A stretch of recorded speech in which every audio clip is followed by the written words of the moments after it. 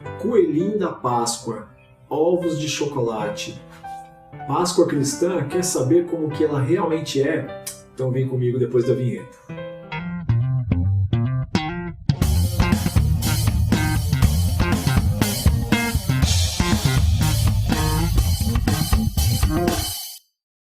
Olá, seja bem-vindo de volta. Eu sou o Juninho Vieira, é muito bom ter você aqui mais uma vez em outro vídeo. Eu estou assim devidamente trajado porque acabei de chegar da Santa Ceia na minha igreja e aproveitei que no momento em que eu gravo esse vídeo, nós estamos no final de semana da Páscoa cristã e que é muito famosa e muito aguardada por muitos, né, principalmente chocólatras, para poder ganhar e dar ovos de Páscoa, bombons de chocolate, enfim. Mas eu queria tratar um pouquinho, principalmente por estar vindo de uma Santa Ceia, sobre o significado cristão da Páscoa. Tá? Então nesse vídeo aqui eu vou estar tratando desde a primeira Páscoa, que foi instituída por uma razão específica, e a maneira como ela é feita ainda nos dias de hoje, totalmente do significado judaico-cristão. Ok?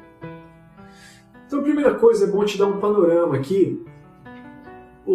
Conhecendo a história de Israel, o povo judeu ele começou a morar e a crescer muito na região do Egito, principalmente a partir de quando José foi governador. Quando José ele tem a interpretação da parte de Deus do sonho de Faraó, e ali ele fala dos 7 anos do período de abundância, né, que aí ele tem a estratégia dada por Deus de ajuntar os celeiros, né, juntar grãos nos celeiros e nos silos, né, para que houvesse depois abastecimento nos 7 anos de fome pela qual o Egito passaria. E quando tudo isso de fato acontece e o Egito consegue suportar bem os anos de fome em toda a terra por causa da estratégia dada por Deus a José, através da interpretação do sonho que ele tem, ele ali é agraciado então como governador do Egito, homem de confiança do faraó. E aí depois tem um episódio que ele traz a família dele, né, do seu pai Jacó, já Israel, traz eles para o Egito para morar com ele, e ali a descendência deles se desenvolve de forma numerosa e passam a ser um povo grande e numeroso em todo o Egito, os filhos de Israel, né, o povo judeu como um todo. Passado algumas gerações, passado muito tempo, a Bíblia não vai dizer exatamente quanto tempo passa, mas ela vai dizer algo que nos dá a noção de que passaram-se algumas gerações. Porque veja bem, José ele fica conhecido no Egito principalmente pela sua estratégia, e ele fica ali como governador, homem de confiança. E é interessante que ele é admirado não só pelos egípcios, mas pelo povo dos judeus, né? E o texto bíblico vai dizer que passam-se algumas gerações a ponto de que quando se levanta um novo rei, ele não conhece José, não tinha ouvido falar de José, então nós podemos subentender que passa bastante tempo.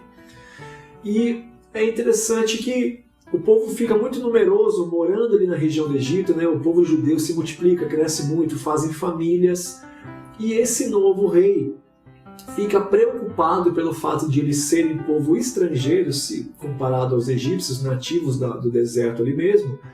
Ele se preocupa desse povo vir a se rebelar e se levantar contra eles. Caso os inimigos viessem contra o Egito, o povo de Israel se levantasse e fizesse apoiador de possíveis inimigos, né? Se vê a paranoia e a neurose que esse novo rei estava, né? Podemos chamar de faraó daqui em diante. E então o que ele faz? Temendo que aquele povo muito numeroso se voltasse contra, ele agora pede que os seus empregados egípcios ali, né? Os seus de confiança, os nativos mesmo, né? Os seus encarregados, seus confiados, comecem a colocar dureza de trabalho sobre o povo de Israel, trazer um jugo muito pesado sobre eles, né? Debaixo de muita opressão, de trabalho exploratório, e tudo isso acaba culminando em escravidão no pior sentido da palavra. Passa-se aproximadamente, os historiadores mais sérios e mais aprofundados, né, teólogos também, estudiosos, principalmente da parte de arqueologia, história bíblica, as civilizações antigas, chega num consenso de que aproximadamente 215 anos todo esse período de escravidão. E aí, finalmente, esse povo clamando a Deus né, pelo jugo que estava pesado. Deus ouve o clamor do seu povo, então ele põe em execução o plano de trazer um libertador, né, para guiar aquele povo de volta a Deus e então ser liberto da escravidão. É importante termos em mente essas diferenças de etapas, é ser guiados de volta a Deus. Então, será que o povo estava afastado de Deus por acaso? Nós não podemos afirmar 100%, mas podemos subentender pelas seguintes razões. Estamos aqui tratando de que aproximadamente 215 anos é o período que o povo judeu ficou escravo no Egito. Imagine você, nós temos um exemplo, o Brasil então é riquíssimo nesses exemplos, de imigrantes ou estrangeiros que, morando no Brasil, preservam boa parte da sua cultura nativa, mas acabam aderindo a costumes brasileiros por causa do território nacional, por causa do idioma, a nossa fé, a nossa alimentação. Os seus descendentes nativos acabam casando com pessoas do nosso país e misturando as raças, e ali tem uma maior miscigenação. Mais ou menos é o que acontece com o povo judeu habitando no Egito há algumas gerações. É natural que eles aderissem parte da culinária egípcia, parte dos costumes egípcios, dos esportes egípcios, do lazer egípcio e até, por que não dizer, da própria fé egípcia. Não seria de nenhum espanto conceber a ideia, e depois nós vamos ver que há alguns indícios de que isso acontecia de fato. Então esse era o panorama do povo judeu, do período em que José é ascendido a governador do Egito até o período que ele cai no esquecimento e o novo faraó, temendo essa supremacia, essa maioridade numérica do povo de Israel, acaba colocando eles debaixo de um jugo muito duro e de a própria escravidão no pior sentido da palavra e da concepção. Na continuidade do plano de redenção e libertação de Deus para com o povo de Israel, vocês conhecem a história, né? Moisés ele vai até o deserto fugindo porque ele foi destituído por ter matado um egípcio. Quando ele presenciou maus tratos ao seu povo consanguíneo, né? Que eram os judeus, né? Vamos chamar de hebreu de vez em quando, mas isso agora não prejudica o resultado dos fatos. Então, Moisés lá estipula a família, vocês conhecem o episódio onde ele ouve o próprio Senhor na sarça ardente, e ali Deus faz a convocação e o envio de volta para o Egito, e aí ele já com seu irmão Arão, ele fala ao faraó, e Deus envia ali várias pragas, o total de pragas são 10, mas após o término da 9ª praga, o próprio Deus manda que ele anuncie que a 10ª praga seria o anjo de Deus, chamado também de o anjo da morte, que passearia pela cidade, tanto onde habitavam egípcios quanto onde habitavam judeus, e os primogênitos seriam mortos. É interessante atentar para esse fato de que quando Deus dá essa ordem para Moisés, ele ainda não havia especificado a ordem que viria a seguir para poupar os primogênitos dos judeus. Tá? E primogênito, ao contrário do que a gente vê em filme, em desenho, em novela, não são os bebezinhos. Primogênito é o que nasce primeiro. Então, muito possivelmente, era o filho mais velho, de quem tivesse vários filhos. Não tem como não ser assim. Se é o primogênito, é o que nasceu primeiro. Então vamos imaginar uma família com 5 filhos aí, que a cada 1 ano nasce uma criança, que aquele povo tinha essa habilidade, né, de procriar muito, né? O que também não é tão incomum assim hoje em dia, né? Mas na pior das hipóteses, de uma família de 5 filhos, com distância de 1 ano de um filho para o outro, o primogênito vai ter 5 anos de idade, né? Então, primogênito não é necessariamente bebezinho, né? Porque fala Deus é matador de bebês, que matou o bebê do Egito, não necessariamente, tá? Então, quando vem essa ordem da morte dos primogênitos, isso é o que Moisés passa para o faraó na companhia de Arão, seu irmão. E aí o que acontece depois é muito interessante, porque após anunciar esse evento da 10ª praga, que era o ceifador, né, o anjo da morte que ia ceifar a vida dos primogênitos, Deus dá a instrução específica a Moisés sobre como ele deveria proceder. E nós vamos ter o relato agora detalhado de como foi a primeira Páscoa. Tá? Então, a primeira Páscoa, a partir dali, pra você ter uma ideia, quando Deus lhe dá a instrução para Moisés, ele fala que aquele seria o primeiro mês dos meses, é o primeiro dos meses, né? Chamado de Abib, depois futuramente foi chamado de Nissan, que é Abib da mesma pronúncia do Aviv, que é da capital de Jerusalém, a capital de Israel, né? Pelo menos politicamente reconhecida, porque Israel reconhece Jerusalém como a sua capital. Isso até está começando a mudar, outros povos, outros países estão começando a entender também que para Israel Jerusalém é a capital e não mais Tel Aviv. Mas esse Abib, que para nós é o mês de abril, que é o nosso quarto mês, para o povo judeu, Abib ou Aviv era o primeiro mês dos meses, que quer dizer primavera. A própria capital de Israel, Tel Aviv, é o monte da primavera, ou monte primaveril, que é quando se inicia, né, o desabrochar. Isso é uma razão muito simbólica, e o texto bíblico vai dizer que no 14º dia de Abib, né, foi celebrada a primeira Páscoa, mas nós vamos ler aqui agora o texto em Êxodo capítulo 12, uma leitura tanto quanto extensa, do verso 1 ao verso 20, para vermos os detalhes dessa primeira Páscoa, e aí nós vamos destrinchando mais informações.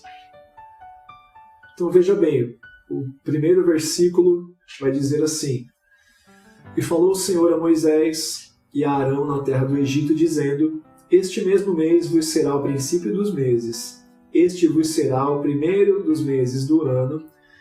Falai a toda a congregação de Israel, dizendo: Aos 10 deste mês tome cada um para si um cordeiro, segundo as casas dos pais, um cordeiro para cada família. Mas se a família for pequena para um cordeiro, então tome um só com seu vizinho, perto de sua casa, conforme o número das almas. Cada um conforme ao seu comer, fareis a conta conforme ao cordeiro. O cordeiro ou o cabrito será sem mácula, um macho de 1 ano, o qual tomareis das ovelhas ou das cabras, e o guardareis até o 14º dia deste mês, e todo o ajuntamento da congregação de Israel o sacrificará à tarde. E tomarão do sangue e poloão em ambas as ombreiras, e na verga da porta, nas casas em que o comerem.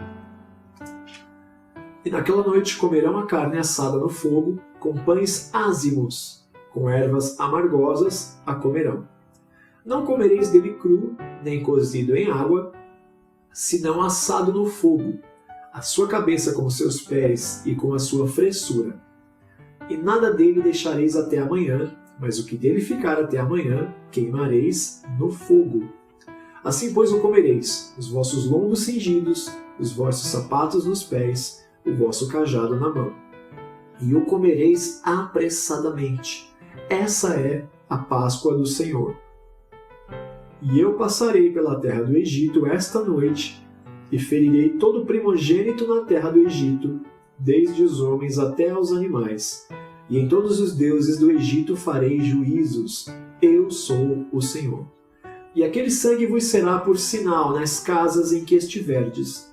Vendo eu sangue, passarei por cima de vós, e não haverá entre vós praga de mortandade, quando eu ferir a terra do Egito. E 7 dias vos será por memória, e celebrá-lo-eis por festa ao Senhor. Nas vossas gerações o celebrareis por estatuto perpétuo. 7 dias comereis pães ázimos. Ao primeiro dia tirareis o fermento das vossas casas, porque qualquer que comer pão levedado, desde o primeiro até o 7º dia, aquela alma será cortada de Israel. O interessante aqui, eu anotei fiz uma notinha de rodapé, que é o fato de que o Senhor fala que por 7 dias eles vão comer o pão sem fermento. No primeiro dia eles vão tirar o fermento e vai ficar sem fermento dentro de casa até o final do 7º, que aí ao final do 7º dia é quando eles celebram a Páscoa completa. Mas o hábito de comer o pão sem fermento é durante 7 dias, e eles têm que comer e celebrar. O interessante é que aqui eles têm que celebrar antes ainda de terem sido libertos. Interessante que para quem já passa muito tempo debaixo do jugo da escravidão, você ainda tem que ter a fé suficiente para começar a celebrar a sua libertação desde o primeiro dia, tendo em mente que a libertação é após o final do 7º dia. Então, só uma notinha interessante. Você começa uma festa já comemorando como se estivesse liberto, sendo que ainda de fato não estava, mas aqui é um ato de fé. Tá? Continuando aí. E ao primeiro dia haverá santa convocação. Também ao 7º dia tereis santa convocação. Nenhuma obra se fará neles, senão o que cada alma houver de comer. Isso somente aprontareis para vós. Guardai, pois, a festa dos pães ázimos, porque naquele mesmo dia tirei vossos exércitos da terra do Egito, pelo que guardareis a este dia nas vossas gerações, por estatuto perpétuo.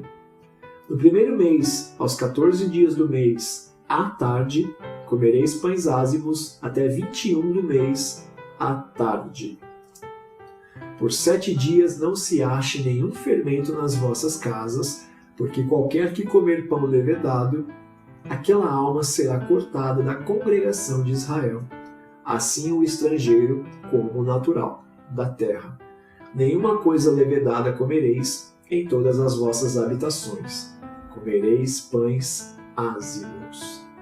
É interessante a gente ver que é sempre falado muito do pão asmo ou pão ázimo. Tá? Existe uma característica importante para esse pão. Por exemplo, eu vou te mostrar uma tela agora aqui, que ela tem a explicação do pão sem fermento e ela traz a base bíblica para nós compreendermos. Então dá uma olhadinha comigo aqui.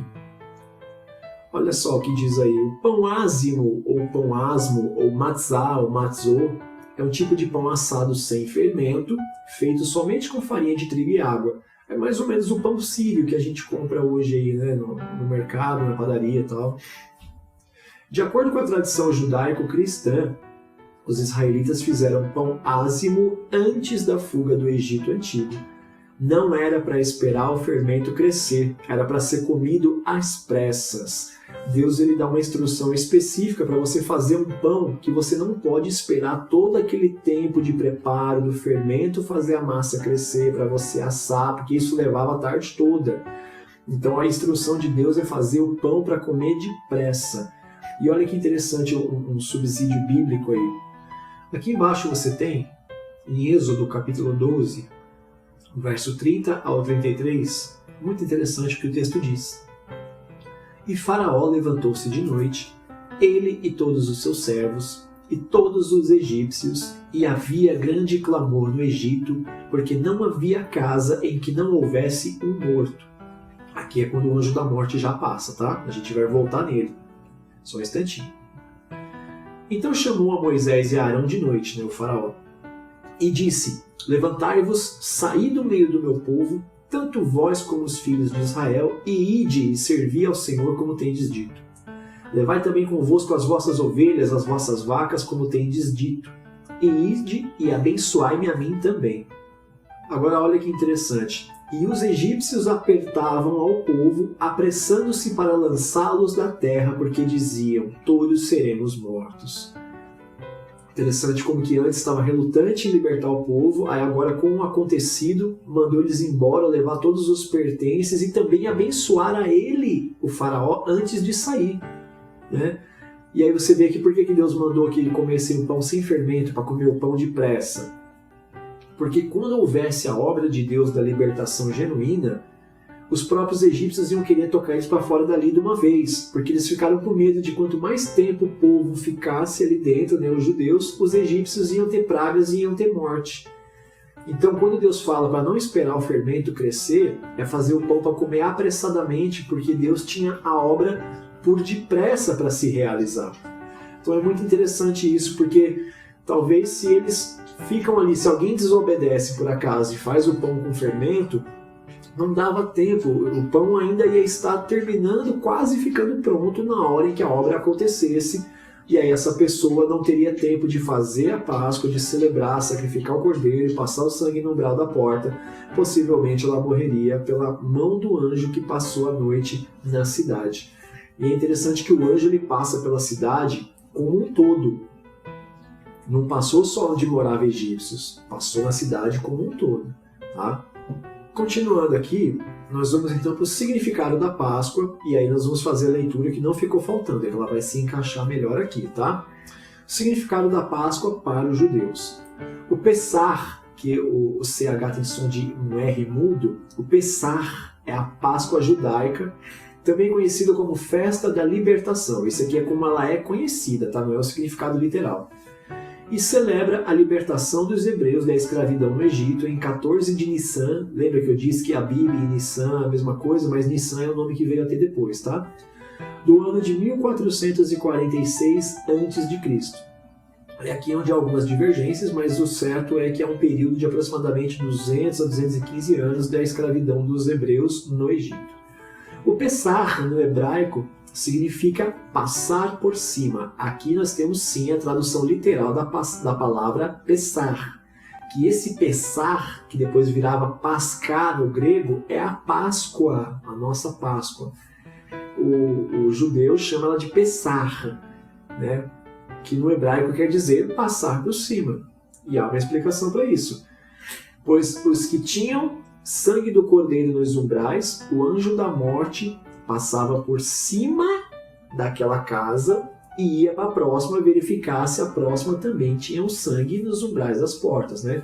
A referência que está em Êxodo capítulo 12, verso 13, que é quando o Senhor fala que ele vai visitar a casa e se ele vê o umbral das portas, né, marcado ali com sangue igual ele mandou, ele passa por cima dela e vai para a próxima casa.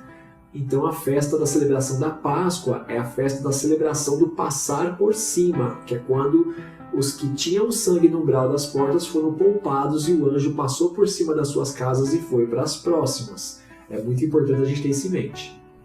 Outro detalhe muito importante é que esta foi a primeira e única Páscoa que foi necessário passar sangue nos umbrais das portas.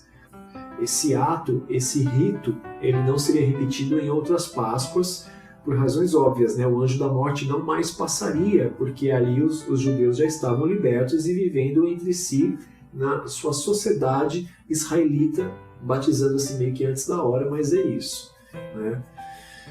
Então, a gente tem a leitura agora fundamental para todo esse acontecimento, que está em Êxodo capítulo 12, verso 21 ao verso 27. Diz assim a palavra do Senhor. Chamou, pois, a Moisés e todos os anciãos de Israel e disse-lhes: Escolhei e tomai vós cordeiros para as vossas famílias e sacrificai a Páscoa. Aqui já é Moisés discursando para o povo após Deus ter lhe dado as instruções específicas. Aqui agora é Moisés repassando a instrução para o povo, tá? Então tomai um molho de sopo e molhai-o no sangue que estiver na bacia, e passai-o na verga da porta em ambas as ombreiras, a verga e as ombreiras, tá? Do sangue que estiver na bacia. Porém, nenhum de vós saia da porta da sua casa até amanhã. É a instrução específica para enquanto o anjo estivesse passando pelas casas durante a noite.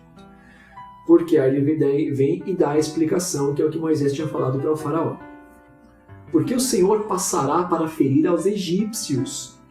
Porém, quando vir o sangue na verga da porta, e em ambas as ombreiras, o Senhor passará aquela porta, e não deixará o destruidor entrar em vossas casas para vos ferir. Então é correto dizer que Deus também passaria para conferir as portas das casas dos hebreus. Tá? Porque sendo hebreu por si só, mas não marcasse com sangue, não impedia o anjo de entrar na casa e matar o primogênito. Tá? É importante ter isso em mente. E isso está muito relacionado à obediência e fé. Então nós podemos crer que é muito possível que de repente algum hebreu ou outro que não creu possa não ter passado o sangue ali, porque achou que era, né, fantasia ou era coisa da cabeça de Moisés, que era muito questionado pelos hebreus mesmo com as pragas acontecendo. É possível que algum ali tenha desobedecido e se lascado. Mas isso a gente só pode especular, o texto não vai dizer, tá? Portanto, guardai isto por estatuto para vós e para vossos filhos para sempre. E acontecerá que quando entrardes na terra que o Senhor vos dará, como tem dito, guardareis este culto. Veja que a Páscoa é um culto. E acontecerá que quando vossos filhos vos disserem: que culto culto é esse? Então direis, esse é o sacrifício da Páscoa ao Senhor. E aí o significado dela, que passou a casa dos filhos de Israel no Egito, e quando feriu aos egípcios, e livrou as nossas casas. Então o povo inclinou-se e adorou. Bom, falando agora sobre a questão do sangue nos umbrais das portas, né, na verga da porta e nas ombreiras, é muito importante isso, porque eu particularmente acompanho o Dr. Rodrigo Silva, né, e os achados arqueológicos, acompanho ele há anos, desde que ele apareceu a primeira vez no Jô Soares, acompanho o trabalho dele. E um dos vídeos dele fala sobre as casas egípcias, né, através de achados arqueológicos, enfim. Há um detalhe muito importante.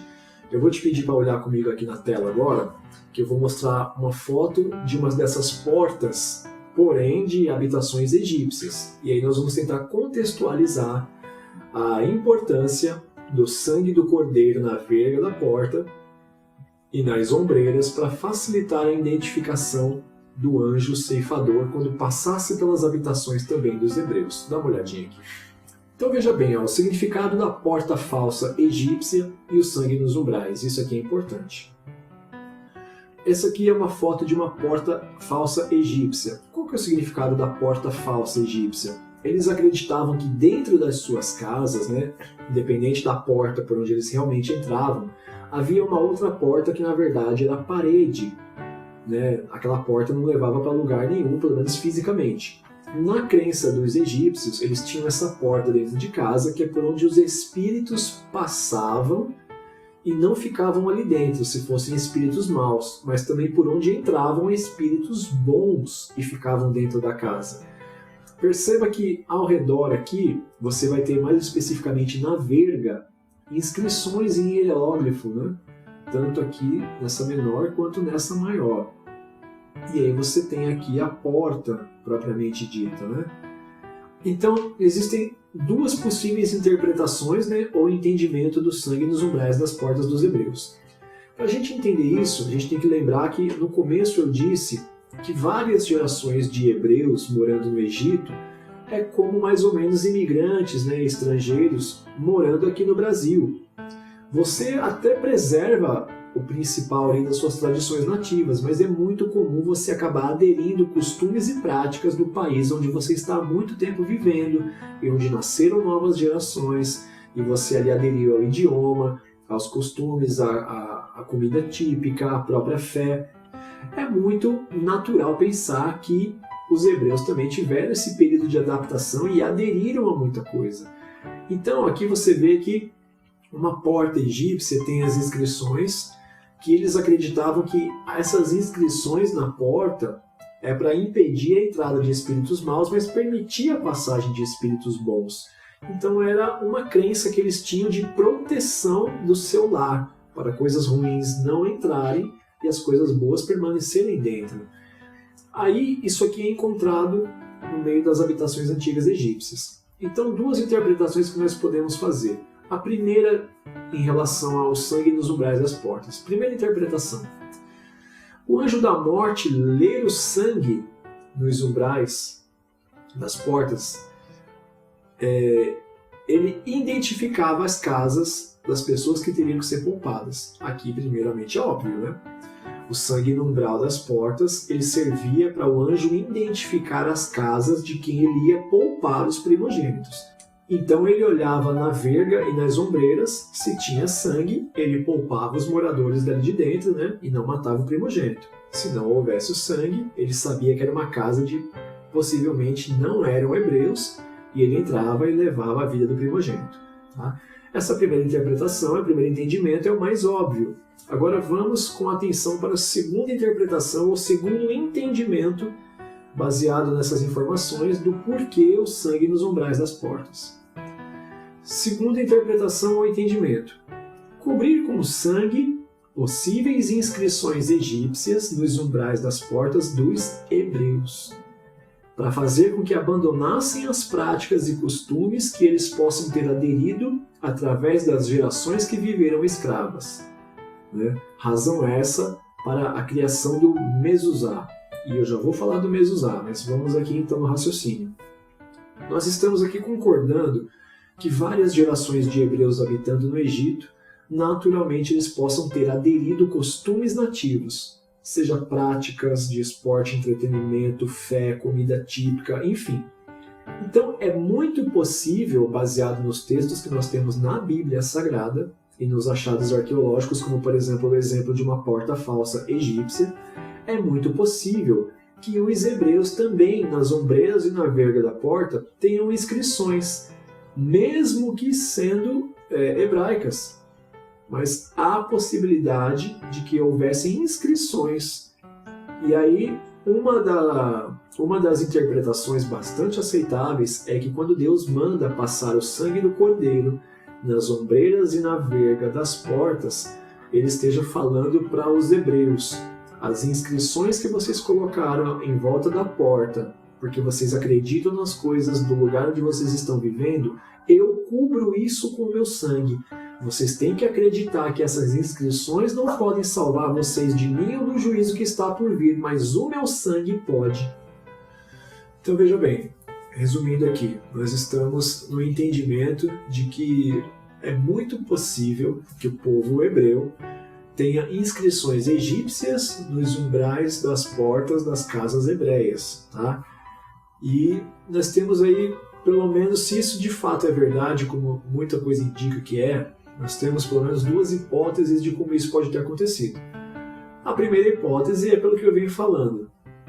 Por estar tanto tempo no Egito, gerações nasceram e morreram ali nesse período de escravidão, os hebreus tinham por natural alguns costumes ou até superstições, o que é até certo ponto aceitável, porque normalmente acontece isso em terras estrangeiras.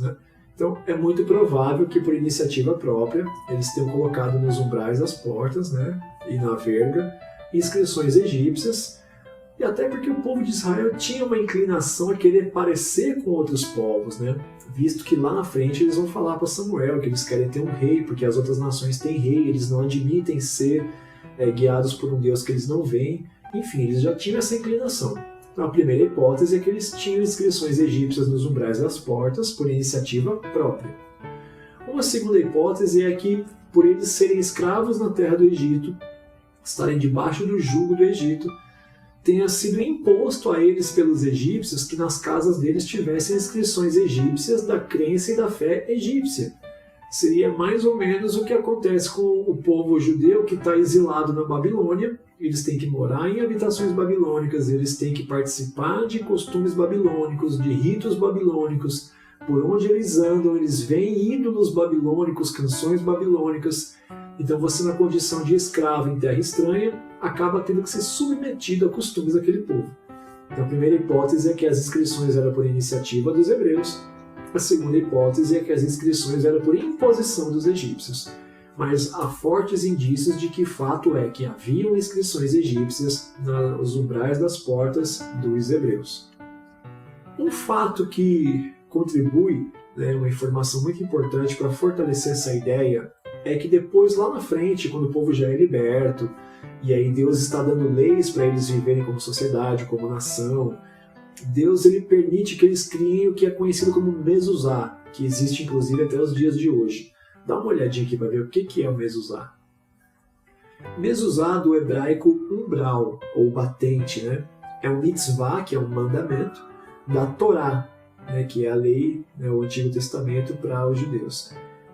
O Pentateuco especificamente, os livros de Moisés e tal, que ordena que seja afixado, olha só, a mezuzá, é uma mitzvah, que é um mandamento da Torá, que ordena que seja afixado no umbral das portas um pequeno rolo de pergaminho, você tem a imagem do lado aí, claf ou kelaf, que é a designação dada por um determinado pedaço de pele ou couro curtido de animal, que contém duas passagens da Torá que ordenam este mandamento, que é Shema, ouvem, Devarim, que está em Deuteronômio 6, de 4 a 9, eu já vou mostrar, que proclama a unicidade do Deus único e eterno e sagrado dever de servi-lo, e o Verraiá, que acontecerá, Devarim, que está em Deuteronômio 11, de 13 a 20, que expressa a garantia divina de que a observância dos preceitos da Torá será recompensada e previne sobre as consequências da desobediência.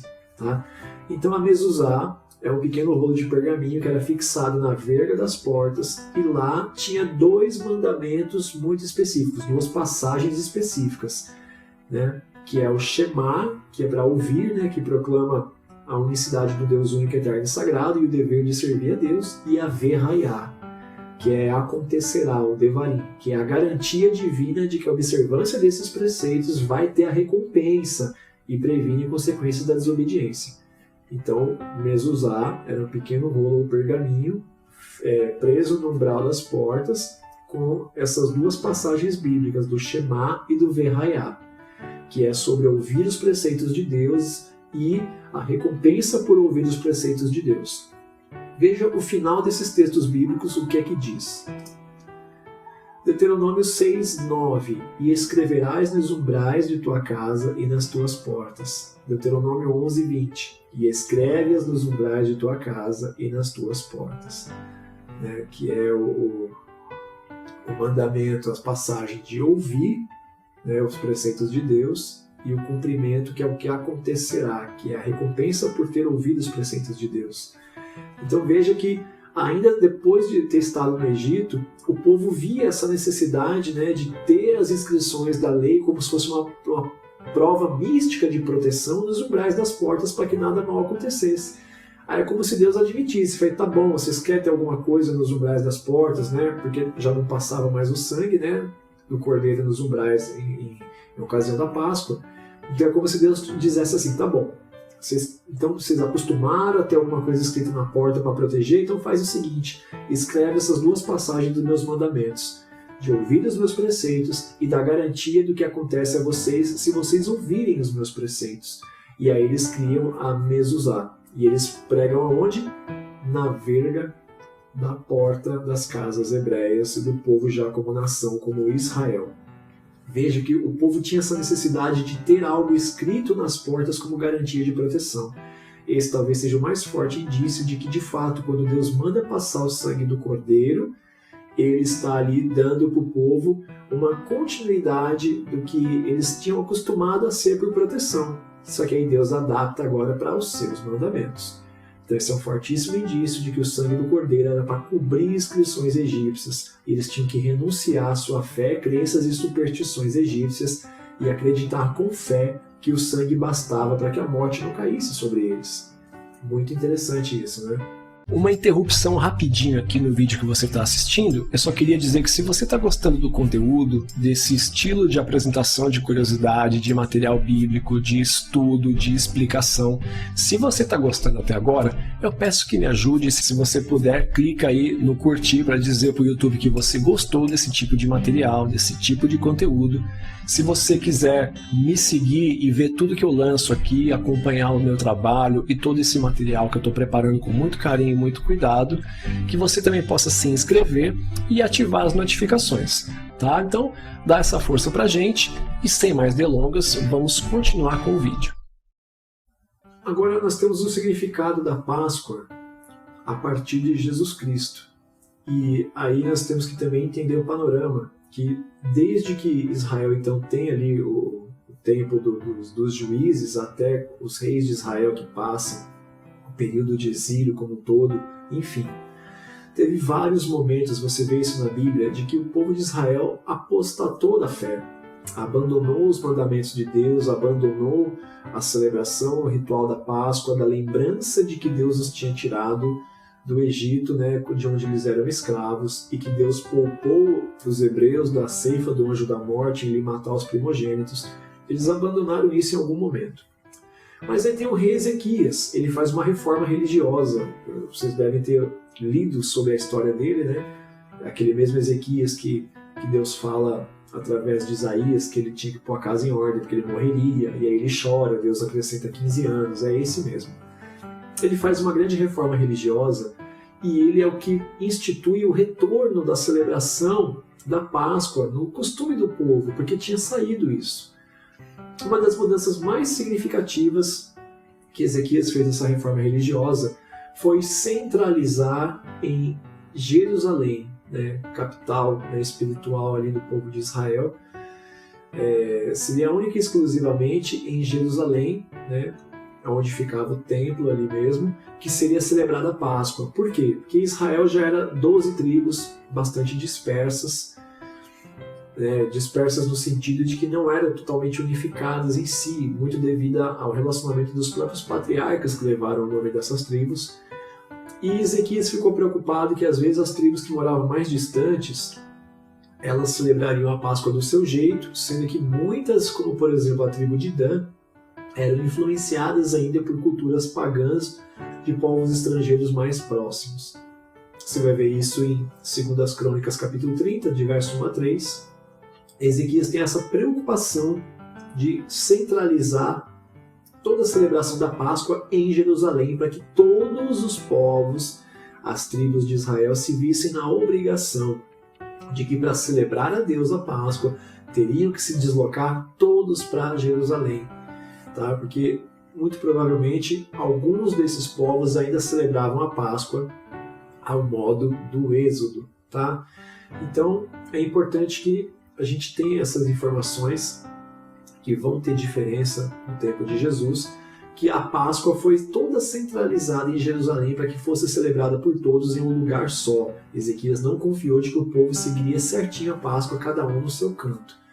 Esse é um costume interessante até porque em muitas igrejas de denominação evangélica, protestante, tem-se o hábito de que igrejas regionais se encontrem numa sede setorial ou regional para celebrar a Santa Ceia juntos, os irmãos uns com os outros, independente de serem de diferentes congregações ou até mesmo cidades. E agora nós vamos chegar à Páscoa que Jesus comeu na última ceia, chamada de Santa Ceia, com os seus discípulos, momentos antes de ter sido levado preso, posteriormente crucificado.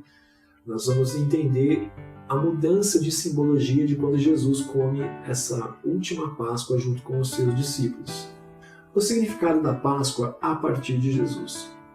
Um detalhe importante é que se Jesus de fato comeu a Páscoa, porque alguns acreditam que pode ser que ele celebrou ali uma ceia ou uma refeição sagrada, mas que não era de fato a Páscoa, porque alguns elementos foram modificados por Jesus nessa celebração. Então vamos lá, se Jesus de fato comeu a Páscoa mesmo, não temos a informação descrita nos evangelhos, da presença ali de ervas amargas e principalmente do cordeiro. No entanto, há um entendimento de que se foi celebrada a Páscoa, todos os itens pertinentes à cerimônia estavam presentes, ainda que de forma subentendida. Então, não é porque Jesus se refere somente ao vinho e ao pão sem fermento, que quer dizer que ali também Jesus não comeu da carne do cordeiro e não comeu ervas amargas. Seria mais ou menos do que você fazer uma comparação. Fizemos uma ceia de Natal em família. E aí você descreve ali. Nós tivemos ali ameixas, tivemos o pernil, o tender ou chester, tivemos o panetone e tudo que faz parte do Natal. Se você entende que a ceia do Natal é composta de todos esses elementos, não é necessário você dizer, nós fizemos uma ceia de Natal e você enumerar os elementos. A menos que um desses elementos fundamentais para que seja configurado como ceia de Natal esteja faltando. Por exemplo, celebramos todos a ceia de Natal, mas esse ano infelizmente não teve panetone. É um item importante que faz parte desse costume tradicional, mas que estava ausente. Se por acaso Jesus tivesse feito a ceia da Páscoa com seus discípulos, mas não tivesse ali a presença do cordeiro ou das ervas amargas, os evangelistas teriam relatado, principalmente Lucas, que começa no capítulo 1 do seu evangelho, dizendo que tudo que ele relata, ele minuciosamente investigou, entrevistou as pessoas, leu documentos que falavam sobre. Então nós temos que dar credibilidade aos evangelistas. Então vamos lá. Em contrapartida, nesta ceia, houve a adição do vinho na celebração. Não tinha mais o aproveitamento do sangue do cordeiro que era passado nos umbrais, mas agora tem o vinho, que vocês conhecem a simbologia do vinho na ceia sagrada. Mesmo com essas informações, com o passar das gerações a partir da ceia de Jesus, que era de fato uma Páscoa, conforme mencionado no Evangelho de Marcos e Lucas, você vai ver que a última ceia de Jesus, tanto no Evangelho de Marcos quanto no Evangelho de Lucas, os discípulos perguntam para Jesus Senhor, o Senhor quer que nós preparemos a Páscoa para o Senhor comer? Ou qual o lugar onde nós vamos nos reunir para que o Senhor coma a Páscoa? Então é muito específico, é muito claro, os textos não deixam margem de dúvida quanto a isso. O Evangelho de Marcos e de Lucas é muito específico quando eles mencionam a Páscoa, que é o Pessar propriamente dito. Então, podemos afirmar que o Cordeiro Pascal acabou sendo retirado da celebração. Então, recapitulando, mesmo com essas informações, com o passar das gerações, com o passar dos tempos, novas gerações nascendo, algumas morrendo, vindo outras, a partir da ceia de Jesus, depois que Jesus faz essa ceia e transforma o significado simbólico de cada elemento da ceia, podemos afirmar que o Cordeiro Pascal acabou sendo retirado da celebração, bem como ervas amargas. Vamos fazer uma leitura importante agora aqui, vocês todos também conhecem essa leitura, que é o texto onde Paulo fala daquilo que ele recebeu do próprio Jesus sobre como haveria de ceiar. Então vamos lá. Está em 1 Coríntios capítulo 11, a partir do verso 23. Porque eu recebi do Senhor, que também vos ensinei, que o Senhor Jesus, na noite em que foi traído, tomou o pão e, tendo dado graças, o partiu e disse: Tomai e comei, isso é o meu corpo que é partido por vós, fazei isso em memória de mim. Semelhantemente, também depois de cear, tomou o cálice, dizendo: Este cálice é o Novo Testamento no meu sangue. Fazei isso todas as vezes que beberdes em memória de mim. Porque todas as vezes que comerdes este pão, beberdes este cálice, anunciais a morte do Senhor até que venha. Portanto, qualquer que comer este pão ou beber o cálice do Senhor indignamente, será culpado do corpo e do sangue do Senhor. Examine-se, pois, o homem a si mesmo, e assim coma deste pão e beba deste cálice. Porque o que come e bebe indignamente, come e bebe para a sua própria condenação, não discernindo o corpo do Senhor. Por causa disto, há entre vós muitos fracos e doentes, e muitos que dormem. Agora existe um detalhe muito importante que às vezes passa despercebido, ou talvez não, no meu caso passou, e só estudando mais aprofundado é que eu percebi esses detalhes fundamentais. É muito importante lembrar que Jesus, dizendo para os discípulos beberem do vinho como seu sangue e comendo do pão como sendo seu corpo, podia facilmente parecer uma violação dos mandamentos e da lei que ordenaram não beber sangue e nem tocar em corpo de morto. Então, olha só que interessante isso aqui. Nós temos em Números capítulo 19, verso 11. Aquele que tocar em algum morto, cadáver de algum homem, imundo será 7 dias. E olha só Levítico 17, 12. Portanto, tenho dito aos filhos de Israel, nenhum dentre vós comerá sangue, nem um estrangeiro que peregrine entre vós comerá sangue. Esses dois textos fazem referência à purificação dos sacerdotes para servir no templo. Então, quando Jesus ele chega para os seus discípulos, ele como sendo o sumo sacerdote, ele fala: esse é o meu pão, esse pão é o meu corpo partido por vós, o partido no sentido de morto por vocês. O discípulo podia olhar e falar assim: mas peraí, na lei fala que a gente não pode tocar no corpo de morto. Se esse pão aqui é o corpo do Senhor que vai morrer, então tem alguma coisa errada aqui. E aí Jesus pega e fala: e esse cálice de vinho é o meu sangue derramado por vós. Aí de novo você fala: mas espera aí, a lei fala que a gente não pode comer carne que ainda está com resquício de sangue, porque é impuro. A gente não pode ter contato com sangue de nada morto. Então veja que Jesus aqui está tentando subverter a mente deles. Jesus está justamente dizendo isso: olha, você tem que abandonar o costume e vocês têm que fazer parte de mim. Aqui Jesus está colocando eles à prova para entender que de fato ele é o Cordeiro sacrificado definitivo. Veja que interessante aqui então. O que é que Jesus estava ensinando então com essa aparente ordem de violação da lei e tradição judaica? Jesus tinha um senso de humor interessantíssimo, né? A ceia pascal, ao mesmo tempo, originada no judaísmo, estava agora representando a ruptura da tradição do próprio judaísmo. E a partir de Jesus, a nova aliança, que se estenderia também a todo aquele que aceitava Jesus e a sua aliança. não era mais exclusividade judaica, mas ela foi estendida aos gentios, a nós, os povos dos confins da terra. Aqueles mesmos a quem Jesus falou, ide pregar o evangelho a toda criatura, de todo tribo, língua, nação, somos nós. É a nova aliança, que era a antiga Pessah, né, a ceia judaica, que agora é a nova aliança instituída por Jesus. Então a ceia pascal, ao mesmo tempo originada no judaísmo, estava agora representando uma ruptura da tradição.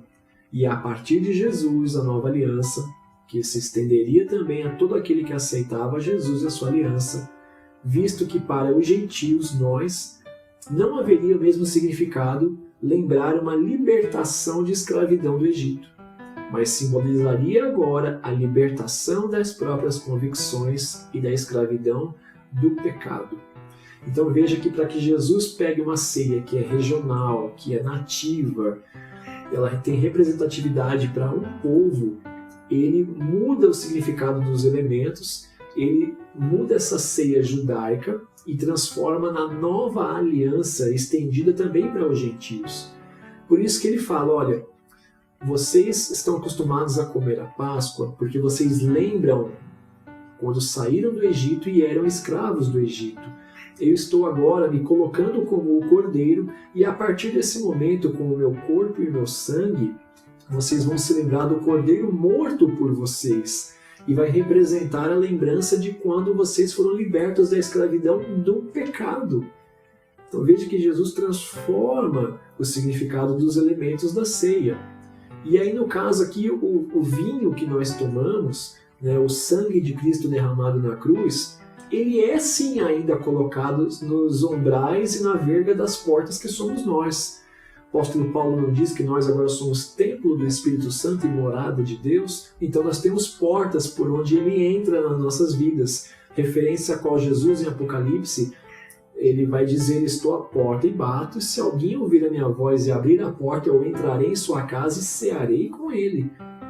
Então veja que a representatividade do sangue é essa. Quando nós passamos o sangue, né, tomamos a ceia, nos umbrais das nossas portas espirituais, nós estamos apagando inscrições egípcias ou inscrições que lembravam nossa crença no pecado, nos costumes antigos. Estamos aceitando essa nova aliança.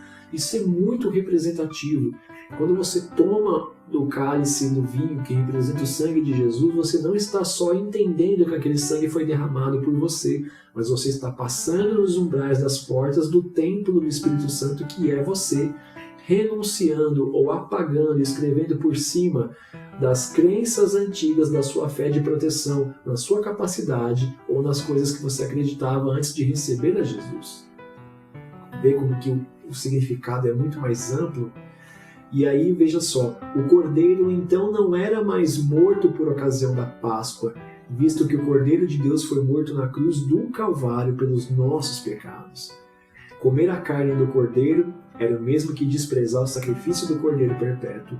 Então, se a partir do momento que Jesus se coloca no lugar de Cordeiro definitivo, você continua comendo a carne do Cordeiro, você está desprezando o Cordeiro que é Cristo. Você substitui o Cordeiro, que é Jesus, pelo Cordeiro das suas convicções e das suas tradições.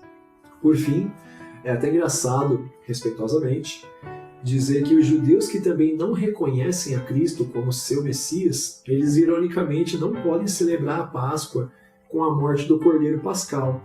Porque lembra que eu disse que desde Ezequias ele centralizou toda a celebração na capital, que é Jerusalém, para os israelitas celebrarem a Páscoa? É sabido dos irmãos que hoje eles não têm acesso ao templo que fica no local que é de domínio islâmico. Então veja só, ironicamente, mesmo não tendo recebido a Jesus, eles não conseguem substituir Jesus por um cordeiro que eles sacrificam, porque eles não podem ir no templo para poder sacrificar e celebrar a Páscoa, né? Nos dias de hoje, então eles estão impedidos de ir ao templo para celebrar substituindo o cordeiro. É até irônico, né? Eles não recebem a Jesus, mas também não tem como substituir ele por um outro cordeiro. Então, mesmo entre os que não receberam a Jesus, fica irônico e indiretamente impedido a substituição do cordeiro definitivo na celebração da Páscoa. Então veja como que a Páscoa tem um significado gigante para nós os protestantes, para nós os cristãos, ou até os judaico-cristãos também, os nossos queridos irmãos. que Jesus ele é o sacrifício definitivo, mas ainda hoje nós temos que sempre que tomar do seu sangue através da representação do cálice e do vinho, entender que nós temos que passar sim esse sangue nos umbrais das nossas portas, para ela cobrir qualquer coisa que tenha ficado para trás, um resquício de crença, fé ou superstição em coisas que não são da parte de Deus e Jesus Cristo. Assim como os hebreus precisaram cobrir as inscrições dos umbrais das portas com o sangue que os livraria da morte do ceifador, nós temos que compartilhar da ceia, lembrar que Jesus é o sacrifício definitivo, mas que a partir da celebração do sacrifício dele, nós temos que lembrar que estávamos escravos do pecado, mas nós fomos libertos por sangue de Jesus nos umbrais das nossas portas. Então, que Deus abençoe a sua Páscoa, abençoe sua casa, sua família. Desejo sinceramente que no seu lar Jesus Cristo esteja habitando e que nos umbrais das suas portas ele possa se identificar quando lê que na sua casa ele é bem-vindo e as portas estão abertas para Jesus. Então, boa Páscoa para você, que Jesus te abençoe a sua família e espero ver você aqui nos próximos vídeos. Metanoia. Transformai-vos pela renovação da vossa mente.